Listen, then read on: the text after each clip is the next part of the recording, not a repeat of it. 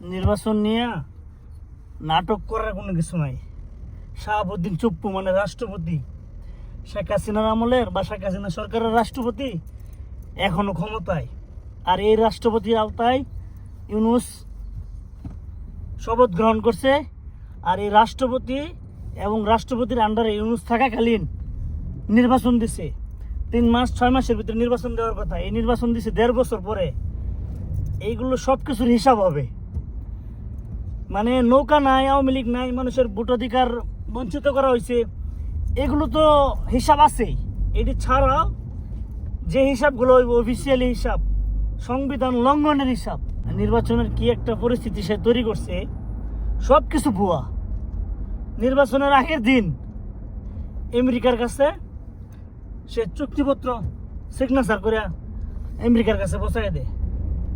কত বড় নেতা হয়েছে ইউনুস, সুদ ইউনুস। সুদের টাকা দিয়া সে নেতা হয়েছে। নৌকা ছাড়া নির্বাচন সুদে আসলে বোঝানি হইব। আর যারা লাফালাফি করতেছে নির্বাচন নিয়ে, করেন, অসুবিধা নেই।